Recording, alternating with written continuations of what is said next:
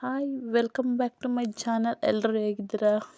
ಹಾಗೆ ನಾನಿವತ್ತು ಒಂದು ಗ್ರೀನ್ ಕಲರ್ ಚಿಕನ್ ಚಾಪ್ಸ್ ಹಾಗೆ ನಾಟಿ ಸ್ಟೈಲ್ ಚಿಕನ್ ಚಾಪ್ಸ್ ಹಾಗೆ ಚಿಕನ್ ಕೈಮಾ ಮಾಡೋ ರೆಸಿಪಿನ ತೋರಿಸ್ತಿದ್ದೀನಿ. ಬನ್ನಿ ನೋಡೋಣ. ಫಸ್ಟ್ ಮೊದಲಿಗೆ ಇಲ್ಲಿ ಒಂದು ಪಾನ್ಗೆ ಒಂದು 2-3 ಸ್ಪೂನಷ್ಟು ಎಣ್ಣೆ ಹಾಕ್ಕೊಂಡು ಅದಕ್ಕೆ ಮೆಣಸು, ಚಕ್ಕೆ, ಲವಂಗ, ಶುಂಠಿ, ಬೆಳ್ಳುಳ್ಳಿ, ಧನಿಯಾ, ಹಸಿಮೆಣಸಿನ್ಕಾಯಿ ಇದಿಷ್ಟನ್ನು ಹಾಕ್ಕೊಂಡು ಒಂದು ಅರ್ಧ ನಿಮಿಷ ಫ್ರೈ ಮಾಡ್ಕೊಬೇಕು. ಸ್ವಲ್ಪ ಅದೆಲ್ಲ ಎಣ್ಣೆಯಲ್ಲಿ ಫ್ರೈ ಆಗೋ ಥರ ಮಾಡ್ಕೊಂಡಾದ್ಮೇಲೆ ಈರುಳ್ಳಿನೂ ಹಾಕ್ಕೊಂಡು ಈರುಳ್ಳಿ ಟ್ರಾನ್ಸ್ಪರೆಂಟ್ ಆಗುವಷ್ಟು ಈರುಳ್ಳಿನೂ ಕೂಡ ಫ್ರೈ ಮಾಡ್ಕೊಂಡಾದಮೇಲೆ ನಾನಿಲ್ಲಿ ಮೆಂತ್ಯ ಸೊಪ್ಪು, ಪಾಲಕ್ ಸೊಪ್ಪು, ಕೊತ್ತಂಬರಿ ಸೊಪ್ಪು ಎಲ್ಲ ಇದ್ದಿದ್ದರಿಂದ ಮನೆಯಲ್ಲಿ ಗ್ರೀನ್ ಕಲರಾಗಿ ಮಾಡೋಣ ಅಂತ ಹೇಳ್ಬಿಟ್ಟು ಗ್ರೀನ್ ಕಲರ್ ಚಾಪ್ಸ್ನ ಮಾಡ್ತಾಯಿದ್ದೀನಿ.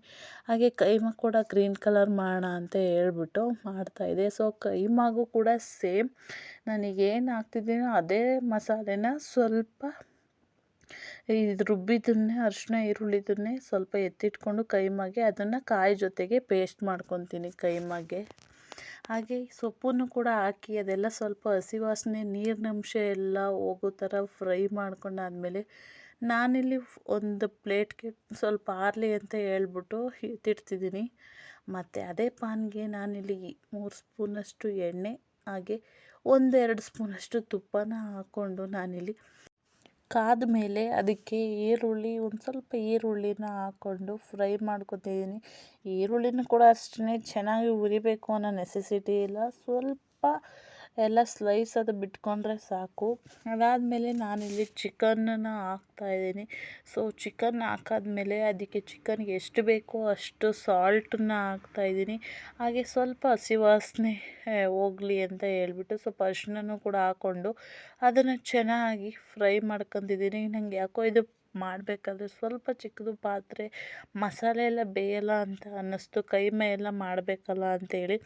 ಹಾಗಾಗಿ ಇದನ್ನು ಮತ್ತೆ ಒಂದು ಬೇರೆ ಕುಕ್ಕರ್ಗೆ ಶಿಫ್ಟ್ ಮಾಡಿಕೊಂಡೆ ನಾನು.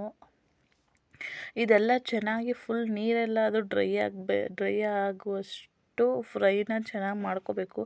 ಆ್ಯಕ್ಚುಲಾಗಿ ಇದು 50% ಚಿಕನ್ನು ಆ ನೀರಿನಂಶ ಹಿಂಗ್ಸೋದ್ರಲ್ಲೇ ಬೆಂದಿರುತ್ತೆ.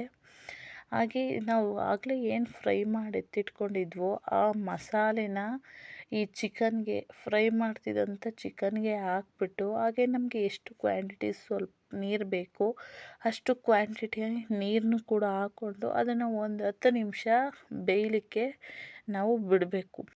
ಹಾಗೆ ನಾವು ಮಾಡಿದಂಥ ಚಿಕನ್ನೇ ಆಗಲಿ ಒಂದು ಗ್ರೇವಿನೇ ಆಗಲಿ ಅದು ಗ್ರೀನ್ ಕಲರ್ ಇರಬೇಕು ಅಂತ ಅಂದರೆ ಅದನ್ನು ಮುಚ್ಚಿ ಬೇಯಿಸಬಾರ್ದು. ಮುಚ್ಚದೇ ಬೇಯಿಸಿದ್ರೆ ಅದು ಕಲರ್ ಹಾಗೇ ಗ್ರೀನ್ ಕಲರ್ ಆಗೇ ಇರುತ್ತೆ, ಇಲ್ಲಾಂದರೆ ಸ್ವಲ್ಪ ಕಲರ್ ಟರ್ನ್ ಆಗುತ್ತೆ ಅಂತ ಒಂದು ವಿಡಿಯೋದಲ್ಲಿ ನೋಡಿದ್ದೆ. ಆ ಮಾತು ನಿಜನೇ ಆಯಿತು. ಇಲ್ಲಿ ನಾನು ಟ್ರೈ ಮಾಡೋದಕ್ಕೋಸ್ಕರನೇ ಮಾಡಿದೆ ಇದನ್ನು. ಹಾಗೆ ಇಲ್ಲಿ ಕೈಮಾಗೆ ಸೇಮ್ ನಾನು ಆಗ ಈರುಳ್ಳಿ ಬೆಳ್ಳುಳ್ಳಿ ಏನು ಫ್ರೈ ಮಾಡಿದ್ದೆ ಅದನ್ನೇ ಒಂದು 4-5 ಸ್ಪೂನಷ್ಟು ಎತ್ತಿಟ್ಕೊಂಡು ಇದನ್ನು ಕಾಯಿ ಮತ್ತು ಕಡಲೆ ಜೊತೆಗೆ ಹಾಕ್ಕೊಂಡು ಚೆನ್ನಾಗಿ ಪೇಸ್ಟ್ ಮಾಡ್ಕೊಂಡಾದ್ಮೇಲೆ ನೀರು ಜಾಸ್ತಿ ಹಾಕ್ಬಾರ್ದು, ಸ್ವಲ್ಪನೇ ನೀರು ಹಾಕ್ಕೊಂಡು ಪೇಸ್ಟನ್ನ ಮಾಡ್ಕೊಂಡಾದ್ಮೇಲೆ ನಾನಿಲ್ಲಿ ಸ್ವಲ್ಪ ತೆಳ್ಳಗಾಯಿತು ಅಂತ ಹೇಳ್ಬಿಟ್ಟು ಒಂದು 2-3 ಸ್ಪೂನಷ್ಟು ಕಡಲೆ ಹಿಟ್ಟನ್ನು ಹಾಕ್ಕೊಂಡೆ. ಕಡಲೆ ಹಿಟ್ಟು ಕೂಡ ಹಾಕೊಳ್ಬೋದು. ಹಾಗಾಗಿ ಕಡಲೆ ಹಿಟ್ಟು, ಕೊತ್ತಂಬರಿ ಸೊಪ್ಪನ್ನ ಸಣ್ಣಗೆ ಕಟ್ ಮಾಡಿಬಿಟ್ಟು ನಾನಿಲ್ಲಿ ಹಾಕ್ಕೊಂಡೆ.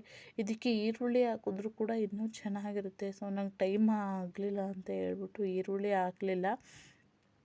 ಹಾಗೆ ಈ ಥರ ಫಸ್ಟು ಎಲ್ಲನೂ ಚೆನ್ನಾಗಿ ಮಿಕ್ಸ್ ಮಾಡ್ಕೊಂಡಾದ್ಮೇಲೆ ಈ ಥರ ಉಂಡೆಗಳನ್ನ ಮಾಡಿಟ್ಕೊತಿದ್ದೀನಿ. ಈ ಥರ ಉಂಡೆಗಳು ಒಂದೇ ಸಲ ಮಾಡಿಟ್ಕೊಂಡ್ರೆ ಕೈಮಕ್ಕೆ ಒಂದೇ ಸಲ ಹಾಕಿದ್ರೆ ಎಲ್ಲ ಒಂದು ಹದದಲ್ಲಿ ಬೇಯುತ್ತೆ. ಇಲ್ಲ ಅಂತಂದರೆ ಅದನ್ನು ಉಂಡೆ ಮಾಡೋದ್ರಲ್ಲೇ ಟೈಮ್ ಆಗಿಬಿಡುತ್ತೆ, ಫಸ್ಟ್ ಹಾಕಿದ್ದೆಲ್ಲ ಬೆಂದೋಗ್ಬಿಡುತ್ತೆ. ಆಮೇಲೆ ಲಾಸ್ಟಲ್ಲಿ ಹಾಕಿದ್ದು ಚೆನ್ನಾಗಿ ಬೇಯಲ್ಲ ಅನ್ನೋದಕ್ಕೋಸ್ಕರ ಫಸ್ಟ್ ಉಂಡೆ ಮಾಡಿಕೊಂಡು ಅದು ನೋಡ್ಬೋದು ಮಸಾಲೆ ಆಗೆಷ್ಟು ಲೈಟ್ ಕಲರ್ ಇತ್ತು ಗ್ರೀನು, ಈಗ ಸ್ವಲ್ಪ ಬ್ಲ್ಯಾಕಿಶ್ ಥರ ಗ್ರೀನ್ ಥರ ಸ್ವಲ್ಪ ಡಾರ್ಕಾಗಿ ಬಂದೈತೆ. ಹಾಗಾಗಿ ಇದೊಂದು ಟಿಪ್ ನನಗೂ ಅನ್ನಿಸ್ತು, ಹಾಗೆ ನಿಮ್ಮ ಜೊತೆಗೆ ಶೇರ್ ಮಾಡಿಕೊಂಡೆ ಅಷ್ಟೇ.